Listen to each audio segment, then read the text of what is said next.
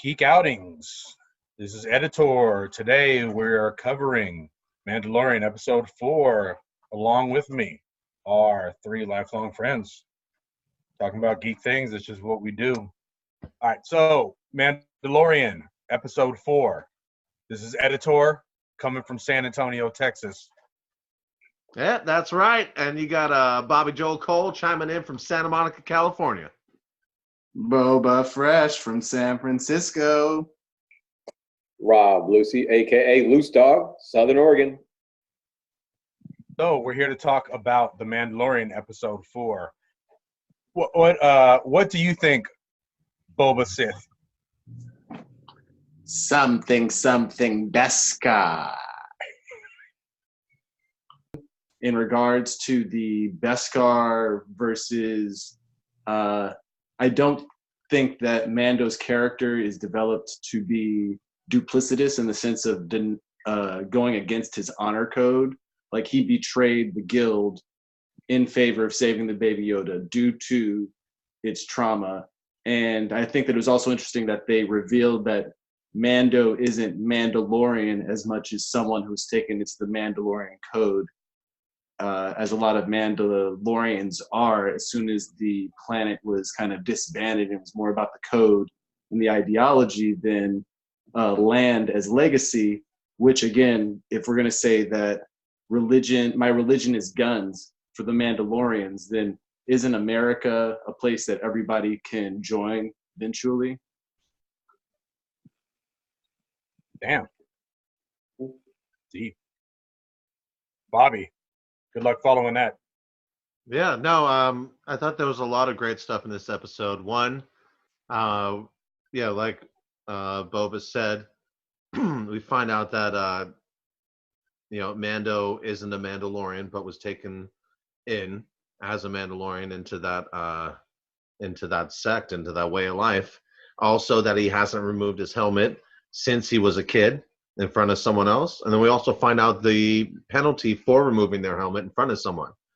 What I think was really kind of telling is that Mando is willing to leave the kid there, as they're calling him now, the kid. Oh, he's tracking the kid. Until there was another bounty hunter. And funny enough, a second bounty hunter had the kid in its sights and then got capped right away. The first one being IG, 11, IG 11, and then who Mando capped right then, shot him right in the head. So I don't know. Does the kid have some sort of guardian angel? So as far as the episode goes, I personally felt it was a filler episode. It wasn't terrible. It just didn't move the story along. It definitely changed the scenery and gave us a new background with everything. But I felt like I was watching Jedi, and all it was missing was Ewoks and two big logs hitting the ATST in the head.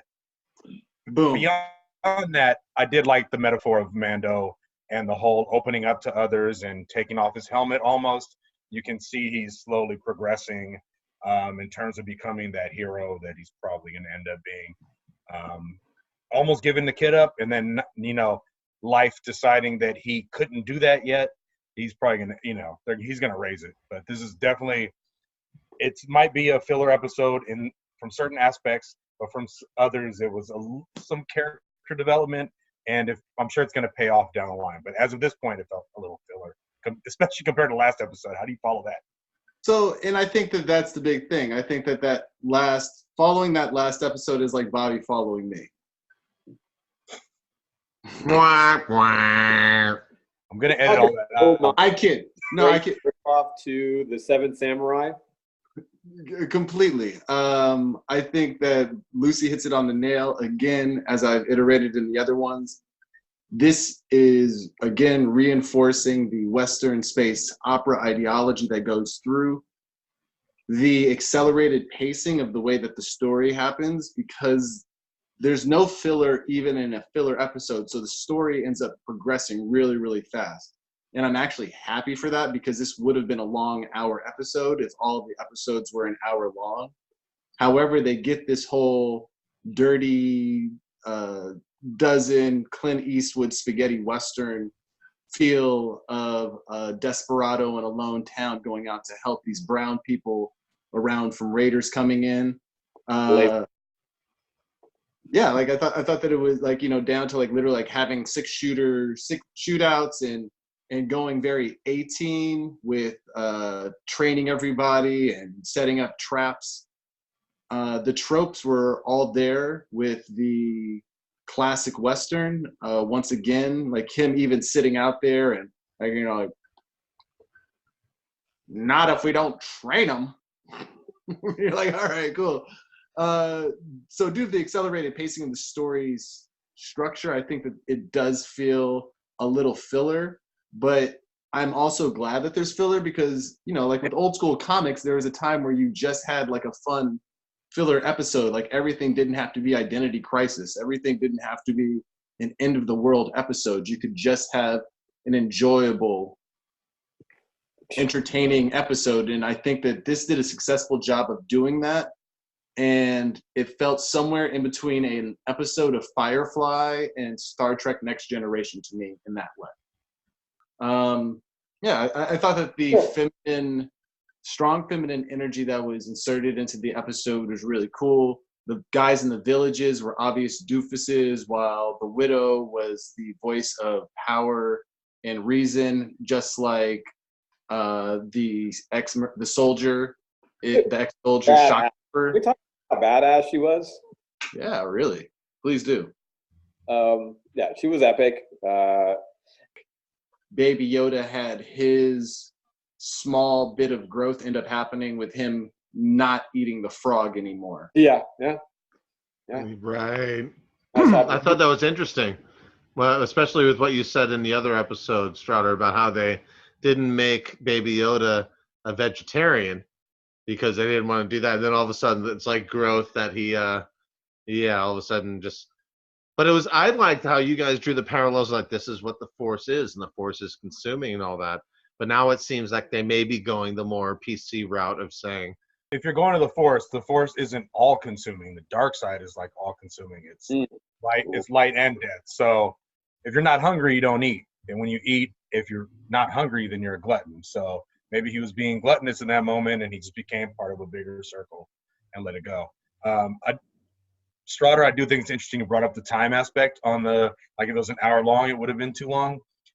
Kind of weird that this was the longest episode since the first one, and I still didn't realize it, even though I thought it was a filler episode.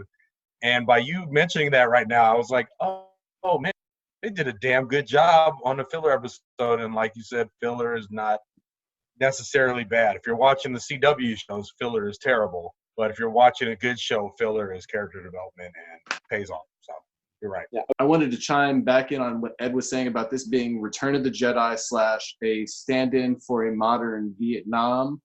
And the way that all of that ended up working out with the guerrilla tactics and that old feeling of how Ewoks should have worked and kind of didn't. Something that was really intriguing to me and made me think about Return of the Jedi is how green everything was, and that the use of color in this episode was really, really strong. But the red of the eyes, the red of the blasters, the red of the fires, contrasted with the green of the forest, the green of the clothing of the people, and the blue of the krill that they farmed, really shows the strong use of color as a contrasting force and storytelling tool of the episode. I think that just like we see the stormtroopers in Herzog's command, that it's all worn down and dirty armor, that the empire is just falling apart. And just like when the Soviet Union fell apart, that a lot of this extremely dangerous technology is just getting sold off into a black market for whoever can get their hands on it.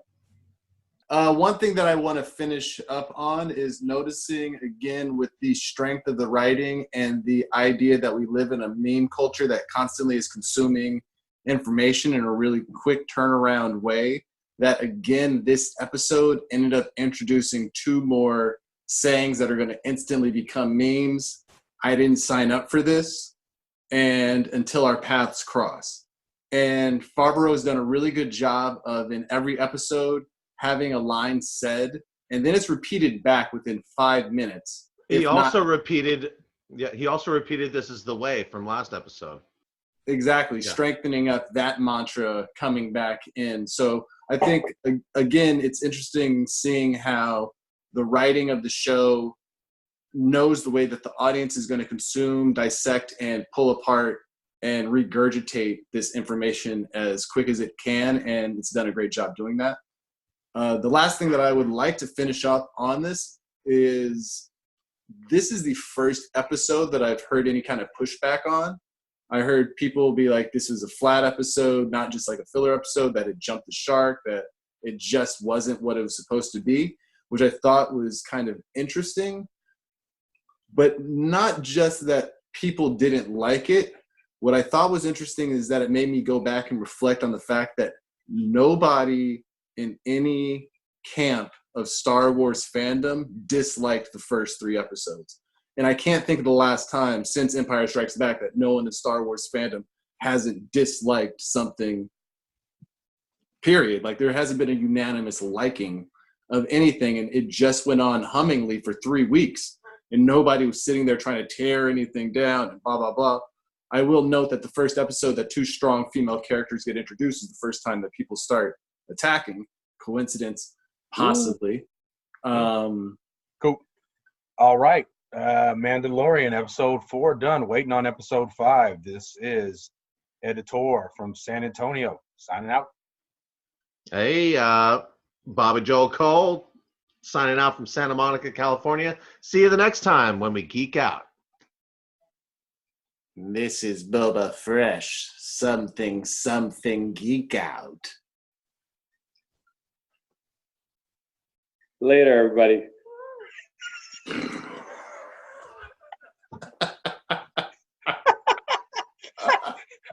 What is that? Nobody wants to follow you like that. Oh man, you're Sam Kinison at the fucking comedy club right now. Like, I'm not going on after that guy. Fuck that shit.